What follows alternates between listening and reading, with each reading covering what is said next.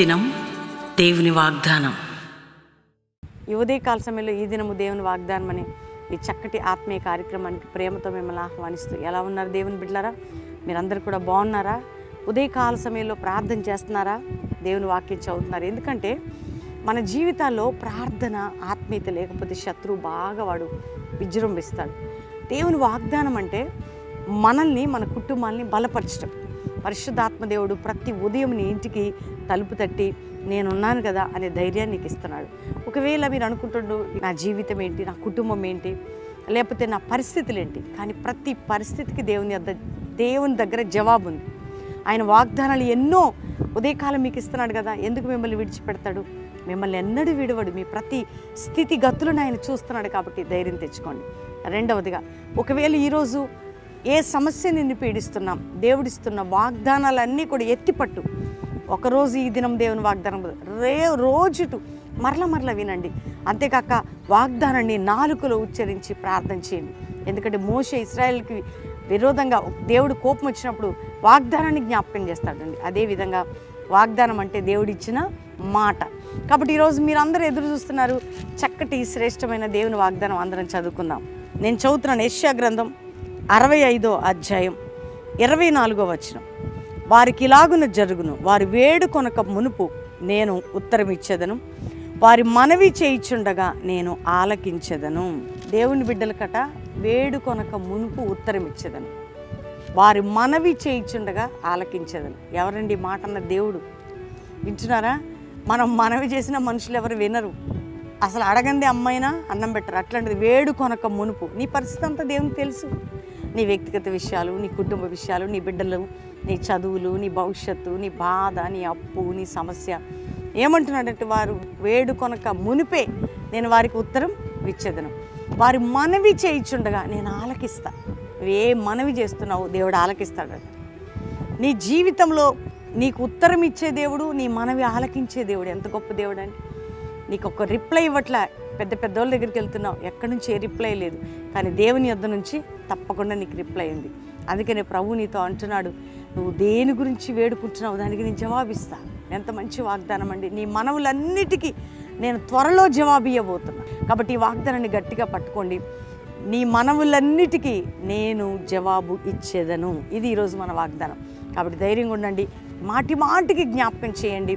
తప్పకుండా నీకు కార్యం జరగబోతుంది. దేవునికి థ్యాంక్స్ చెప్పి ప్రార్థన చేసుకుందాం. తండ్రి, ఉదయకాలం ఎంతమంది వాగ్దానం రిసీవ్ చేసుకున్నారు, వారి జీవితాల్లో నీ మాట నెరవేర్చే దేవుడు. కాబట్టి వాగ్దానం అంటే నమ్మదగిన దేవుడు. మాట ఇస్తున్నావు.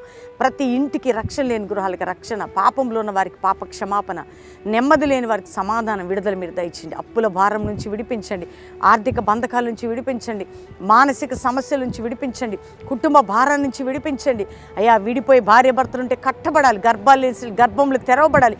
ఎవరైనా రోగులుంటే యేసు పొందిన దెబ్బల వలన వారికి స్వస్థత జరుగును కాకని ప్రార్థన చేస్తున్నావు. అయ్యా, పిల్లల స్టడీసు, ఎగ్జామ్స్, ప్రతి విషయంలో ఒక సమాధానం, ఈ పరిశుద్ధాత్మ కాపుదల ప్రతి కుటుంబానికి ఉండును గాక. చిన్న బిడ్డలకి, మా దేశానికి, మా ప్రజలకి నాయన ఈ యొక్క వాగ్దానం రిసీవ్ చేసుకున్న ప్రతి కుటుంబానికి, దైవజనులకి, వారి పిల్లలకు ఉండును గాక అని ప్రార్థన చేస్తున్నాం.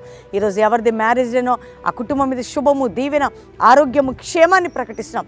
ఎవరిది బర్త్డేనో వారిని దీవిస్తూ ఈ సంవత్సరం అంతా నీ దయాకిరీటం ధరింపజేసి మీరు తోడుగా ఉండమని ప్రతి బిడ్డకి దీవెన వచనాన్ని ప్రకటిస్తూ యేసునామములో అడుగుచున్నాం తండ్రి.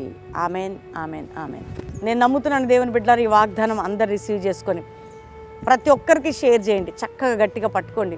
అంతేకాక మీరెంతమందికి పాస్టర్ ప్రవీణ్ యూట్యూబ్, ఫేస్బుక్ పరిచయం చేస్తున్నారు. ప్రతిరోజు సాయంత్రం లైవ్ వస్తుంది 7 నుంచి 9. దేవుడు ప్రతి విషయంలో ఆయన వాగ్దానం మీ పట్ల నెరవేర్చుడుగాక. ప్రైజ్.